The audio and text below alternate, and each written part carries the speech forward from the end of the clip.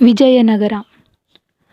ವಿಜಯದಲ್ಲೇ ಸ್ಥಾಪಿತವಾದ ಈ ಸಾಮ್ರಾಜ್ಯ ಮಂದಿರಕ್ಕೆ ಮೊದಲಿನಿಂದಲೂ ಸುಭದ್ರವಾದ ಅಡಿಗಲ್ಲು ಹಾಕುತ್ತಾ ಬಂದ ವಂಶಗಳೆಂದರೆ ದೇವಗಿರಿಯ ಯಾದವರು, ಪೂವಾಲಿ ವಂಶದ ಮುಮ್ಮಡಿ ಸಿಂಗರು, ಕಂಪಿಲರಾಯರು, ಕುಮಾರ ರಾಮನಾಥರು ಹಾಗೂ ಆನೆಗೊಂದಿಯ ಜಂಬುಕೇಶ್ವರರಾಯರು, ಪೂಜ್ಯ ವಿದ್ಯಾರಣ್ಯರು.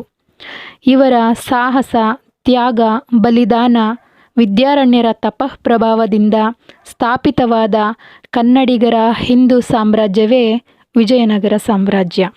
1336ರಿಂದ 1565ರವರೆಗೂ ನಡೆದ ಹೋರಾಟ, ಕಾದಾಟ, ದ್ವೇಷ, ವೈಷಮ್ಯ, ರಾಜಕೀಯ ಜೊತೆಗೆ ಸಾಹಿತ್ಯ, ಸಂಗೀತ, ನೃತ್ಯ, ಶಿಲ್ಪಕಲೆ ಎಲ್ಲದರಲ್ಲೂ ರಾಜಾರೋಷವಾಗಿ ಆಳಿ ಮೆರೆದ ವಿಜಯನಗರ ರಾಮರಾಯರ ಕಾಲದಲ್ಲಿ ಹಿಮ್ಮಡಿಸಿತು. ಹಾಗೆಯೇ ರಾಮರಾಯರ ಹಿಂದೂ ಮುಸ್ಲಿಂ ಸಖ್ಯ ಹಾಗೂ ಸಾಮ್ರಾಜ್ಯ ವಿಸ್ತರಣೆಯ ಅತಿಯಾದ ಅಭಿಲಾಷೆಗಳಿಂದ ಪತನದ ಹಾದಿಯನ್ನು ಹಿಡಿಯಿತು ವಿಜಯನಗರ ಸಾಮ್ರಾಜ್ಯ. ಕೃಷ್ಣದೇವರಾಯರ ಕಾಲಾವಧಿಯ ನಂತರ ಅರಾಜಕತೆಯಲ್ಲಿ ಮುಳುಗಿದ್ದ ವಿಜಯನಗರವನ್ನು ಮತ್ತೆ ವೈಭವದ ಹಾದಿಗೆ ನಡೆಸಿದವರು ರಾಮರಾಯರು. ಕೃಷ್ಣದೇವರಾಯರ ಆಳ್ವಿಕೆಯ ಅವಧಿಯಲ್ಲಿ ರಾಮರಾಯರು ಸೈನ್ಯದಲ್ಲಿ ಸಮರ್ಥರು ಹಾಗೂ ದಂಡನಾಯಕರಾಗಿದ್ದರು. ಇವರ ತಂದೆ ಗಂಗಾಕ್ಷಿತಿಪತಿ ದೇವರು. ರಾಮರಾಯರು ಒಮ್ಮೆ ಕಾಡಿನಲ್ಲಿ ಬೇಟೆಗೆಂದು ಹೊರಟಾಗ ಮೆಹರುನ್ನೀಸ್ ಎಂಬ ಹೆಣ್ಣನ್ನು ಹುಲಿಯಿಂದ ಕಾಪಾಡಿದರು.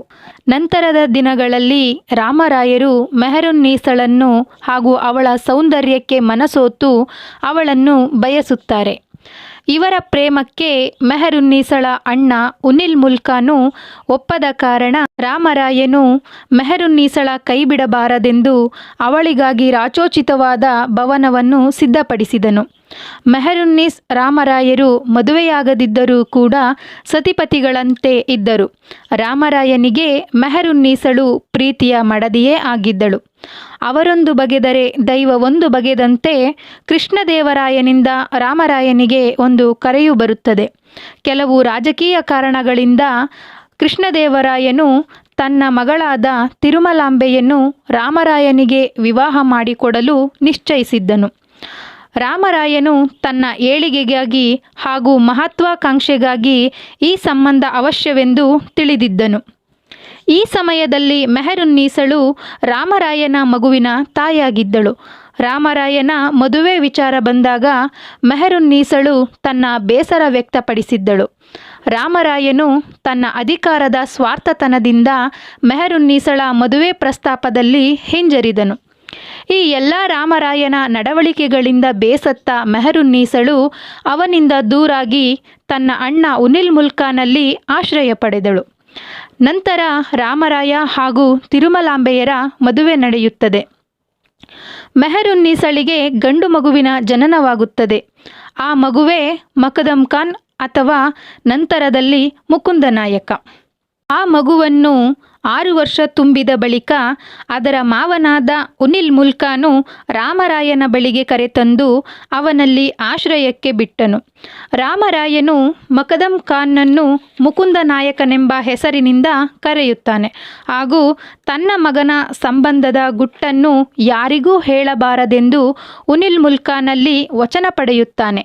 ಅದರಂತೆ ಮುಕುಂದನಾಯಕನನ್ನು ತನ್ನ ಸೈನ್ಯದಲ್ಲಿ ದಕ್ಷ ಸೇನಾನಿಯಾಗಿ ಪ್ರೀತಿ ವಿಶ್ವಾಸಗಳಲ್ಲಿ ತೊಡಗಿಸಿಕೊಂಡನು. ರಾಮರಾಯನಿಗೆ ತಿರುಮಲಾಂಬೆಯಲ್ಲದೆ ಅಪ್ಪಲಾಂಬೆ, ಕೊಂಡಮ್ಮ, ಲಕ್ಷ್ಮಮ್ಮ ಎಂಬ ಇವರೇ ಮುಖ್ಯ ಪತ್ನಿಯರಿದ್ದರು. ಇವರಲ್ಲದೆ ರಾಮರಾಯನಿಗೆ ಅನೇಕ ಭೋಗಕಾಂತೆಯರು, ಗಂಧರ್ವ ಪತ್ನಿಯರು, ಬಂಗಾರದವರು, ಜೊತೆಗೆ 64 ಕಲೆಗಳಲ್ಲಿ ನಿಷ್ಣಾತರಾದ ಕಲಾವಿದ ಪ್ರೇಯಸಿಯರು ಇದ್ದರು. ರಾಮರಾಯನಿಗೆ ಕೃಷ್ಣ, ಪೆದ್ದ ತಿಮ್ಮ, ಕೊಂಡರಂಗ, ತಿಮ್ಮ ಎಂಬ ಮಕ್ಕಳಿದ್ದರು ಹಾಗೂ ಅವನಿಗೆ 2 ಪುತ್ರಿಯರಿದ್ದು ಅವರನ್ನು ಜೋಡು ಮಹಾರಾಜ ಹಾಗೂ ಭಾಗ್ಯವಂತರೆಂಬ ರಾಜಪುತ್ರರಿಗೆ ವಿವಾಹ ಮಾಡಿಕೊಟ್ಟಿರಲಾಗುತ್ತದೆ. ರಾಮರಾಯ ಎಲ್ಲ ವಿದ್ಯೆಗಳಲ್ಲೂ ಪ್ರವೀಣನಾಗಿದ್ದು ಜೊತೆಗೆ ಧಾರ್ಮಿಕ ಗ್ರಂಥಗಳ ಪಠಣದಲ್ಲಿ ತೊಡಗಿರುತ್ತಾನೆ. ತನ್ನ ಸಾಮ್ರಾಜ್ಯದಲ್ಲಿ ನಡೆಯುವ ಪ್ರತಿಯೊಂದು ವ್ಯಾಪಾರ ವ್ಯವಹಾರವೂ ಅವನಿಗೆ ತಿಳಿದಿರುತ್ತದೆ. ಪ್ರಜೆಗಳ ಹಿತಾಸಕ್ತಿಗಾಗಿ ತಾನೇ ಖುದ್ದಾಗಿ ವೇಷಾಂತರದಲ್ಲಿ ಸಂಚಾರ ಕೈಗೊಳ್ಳುತ್ತಿದ್ದು ಪ್ರಜೆಗಳ ನೋವು ನಲಿವುಗಳನ್ನು ಸುಖ ದುಃಖಗಳನ್ನು ತಿಳಿಯುತ್ತಿದ್ದನು ಹಾಗೂ ತನ್ನ ಬಹುಪಾಲು ಕಾಲವನ್ನು ಪ್ರಜೆಗಳ ಹಿತಚಿಂತನೆಗಾಗಿ ವಿನಿಯೋಗಿಸುತ್ತಿದ್ದನು. ಹಿಂದಿನಿಂದ ಬಂದಿದ್ದ ತೆರಿಗೆ ಕರಗಳನ್ನು ತೆಗೆದುಹಾಕಿ ಅಧಿಕಾರಿಗಳು ಪ್ರಜೆಗಳಿಗೆ ಹಿಂಸಕರಾಗದಂತೆ ಶಾಸನ ಹೊರಡಿಸಿದನು. ವಿಜಯನಗರದ ಹೆಗ್ಗಳಿಕೆಯನ್ನು ಬಹುಮನಿ ಸುಲ್ತಾನರು ಒಪ್ಪಿ ತನ್ನ ವಿಜಯನಗರಕ್ಕೆ ಆಶ್ರಿತ ರಾಜರಾಗಿರುವಂತೆ ಮಾಡುವ ಹುಚ್ಚು ಬಯಕೆ ರಾಮರಾಯನದ್ದಾಗಿತ್ತು. ಅವರ ಸಾಮ್ರಾಜ್ಯ ತೃಷ್ಣೆಯಿಂದ ವಿಜಯನಗರಕ್ಕೆ ಯಾವುದು ಹಿತ ಯಾವುದು ಅಹಿತವೆಂಬ ಸದ್ವಿವೇಕವನ್ನು ಮರೆತಿದ್ದರು. ಅಚ್ಯುತರಾಯರ ಕಾಲಾವಧಿಯ ನಂತರ ತುಳುವ ವಂಶದ ಸದಾಶಿವರಾಯನನ್ನು ಪಟ್ಟಕ್ಕೆ ತಂದರು. ರಾಮರಾಯರು ಸದಾಶಿವರನ್ನು ರಾಜನನ್ನಾಗಿ ಮಾಡಿದ್ದರೂ ರಾಜ್ಯದ ಒಳ ಹಾಗೂ ಹೊರ ಆಡಳಿತಗಳನ್ನು ತಾನೇ ನಡೆಸುತ್ತಿದ್ದರು. ಸದಾಶಿವರಾಯರು ಹೆಸರಿಗಷ್ಟೇ ರಾಜರಾದರೂ ಸಾಮ್ರಾಟನಂತೆ ಮೆರೆಯುತ್ತಿದ್ದು ಹೋರಾಡುತ್ತಿದ್ದವರು ರಾಮರಾಯರು. ಅವಶ್ಯವಿದ್ದಾಗ ನಿರೂಪ, ಪತ್ರಘೋಷಣೆ, ಶಾಸನಗಳಿಗೆ ಸಾಮ್ರಾಟರ ಸಹಿಯನ್ನು ನಿರ್ವಾಹವಿಲ್ಲದೆ ಹಾಕಬೇಕಾದ ಸಂದರ್ಭ ಬಿಟ್ಟು ಉಳಿದ ವೇಳೆಯಲ್ಲಿ ಸದಾಶಿವರಾಯರನ್ನು ರಾಮರಾಯರು ವಿಚಾರಿಸಲು ಹೋಗುತ್ತಿರಲಿಲ್ಲ. ಯುದ್ಧವು ರಾಮರಾಯರದ್ದೇ ಆದರೂ ಪದ್ಧತಿಯಂತೆ ಯುದ್ಧ ಘೋಷಣೆಯ ಪತ್ರಕ್ಕೆ ಸದಾಶಿವರಾಯರ ಸಹಿಯೇ ಬೇಕಾಗಿತ್ತು. ರಾಮರಾಯರು ಹಿಂದೂ ಮುಸ್ಲಿಮರ ಸ್ನೇಹ ಸೌಹಾರ್ದತೆಗಾಗಿ ಸುಲ್ತಾನರ ಒಳಜಗಳದಲ್ಲಿ ತಲೆ ಹಾಕುತ್ತಿದ್ದರು. ಇದೇ ಕಾರಣ ಮುಂದೊಮ್ಮೆ ವಿಜಯನಗರದ ನಾಶಕ್ಕೆ ಕಾರಣವಾಗಬಹುದೆಂದು ಅವರು ಊಹಿಸಿರಲಿಲ್ಲ. ಒಮ್ಮೆ ಗೋಲ್ಕೊಂಡದಲ್ಲಿ ನಡೆಯುತ್ತಿದ್ದ ಸಿಂಹಾಸನದ ಕಾದಾಟದಲ್ಲಿ ಇಬ್ರಾಹಿಂ ಕುತುಬ್ ಶಾ ತಮ್ಮವರಿಂದಲೇ ಮೋಸಕ್ಕೊಳಗಾಗಿ ತನಗೆ ಇಲ್ಲಿದ್ದರೆ ಉಳಿಗಾಲವಿಲ್ಲವೆಂದು ತಕ್ಷಣವೇ ರಾಮರಾಯರ ಆಶ್ರಯಕ್ಕೆ ಬೇಡಿ ಬರುತ್ತಾನೆ. ರಾಮರಾಯನು ಇಬ್ರಾಹಿಂ ಕುತುಬ್ ಶಾನನ್ನು ಅವರ ಜೊತೆಗಿದ್ದ ರಾಯಭಾರಿಗಳನ್ನು ಗೌರವದಿಂದಲೇ ಆಧರಿಸಿ ಕುತುಬ್ ಶಾನಿಗೆ ಸಹಾಯಸ್ತ ನೀಡಿ ಅದರಂತೆ ಕುತುಬ್ ಶಾನಿಗೆ ಗೋಲ್ಕೊಂಡವನ್ನು ಮತ್ತೆ ಮರುಕಳಿಸುತ್ತಾರೆ. ಕುತುಬ್ ಶಾ ವಿಚಾರದಲ್ಲಿ ರಾಮರಾಯರಿಂದ ಸದಾಶಿವರಾಯರು ಹಾಗೂ ಸೋದರರಾದ ತಿರುಮಲ ವೆಂಕಟಾದ್ರಿಯರು ಬೇಸರಗೊಂಡಿದ್ದರು.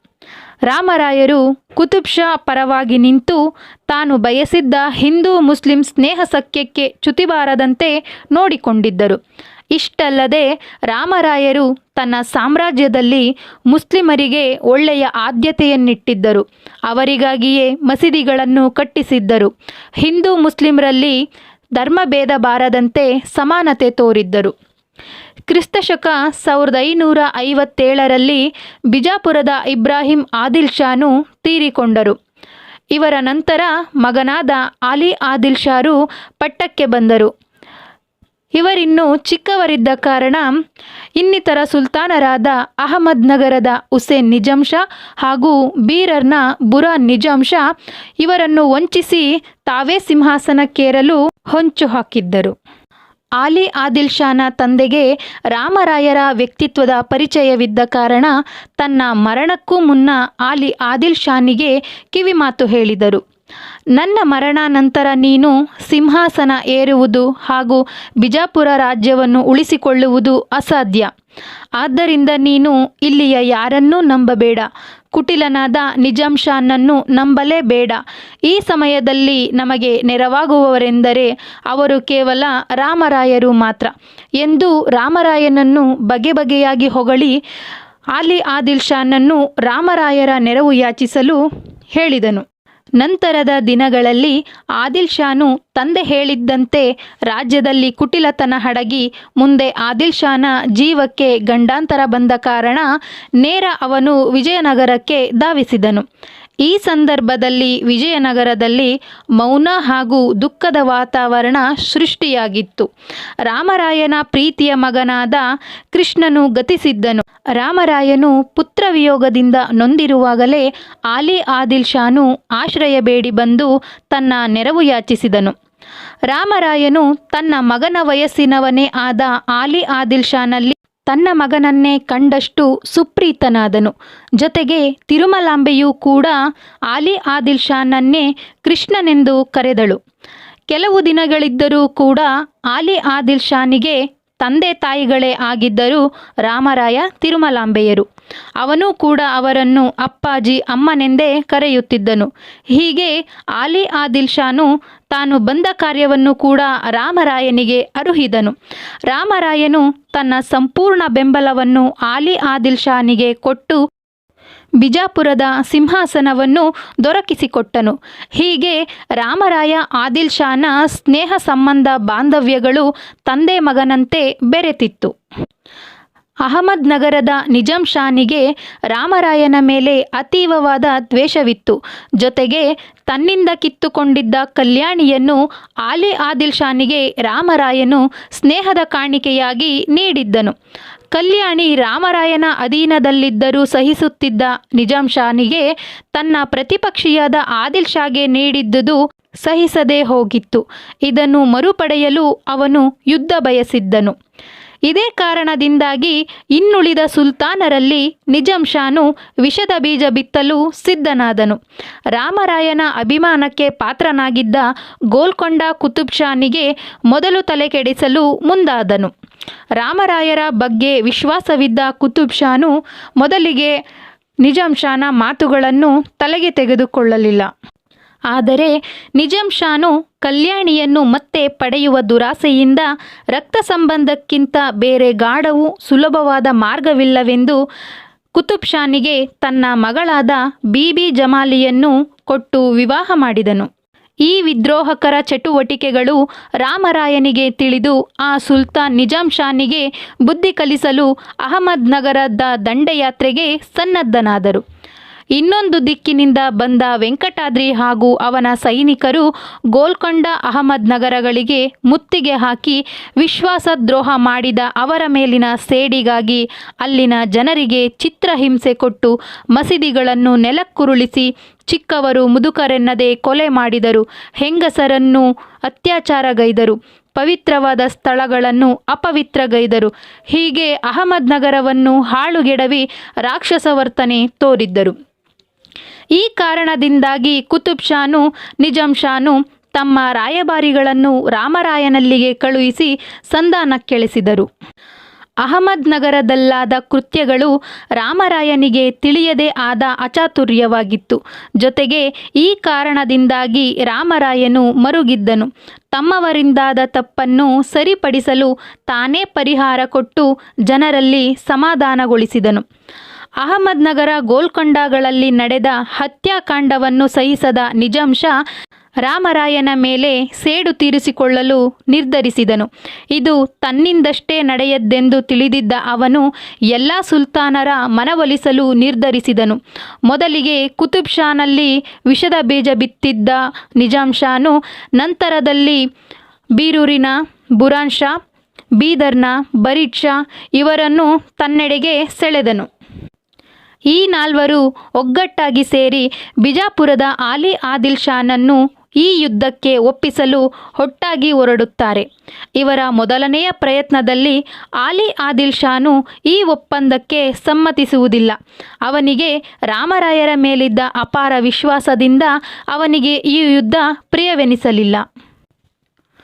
ಮುಂದಿನ ಭಾಗದಲ್ಲಿ ತಾಳಿಕೋಟೆ ಅಥವಾ ರಕ್ಕಸ ತಂಗಡಿಯ ಯುದ್ಧದ ವಿವರವನ್ನು ತಿಳಿಸಲಾಗುತ್ತದೆ.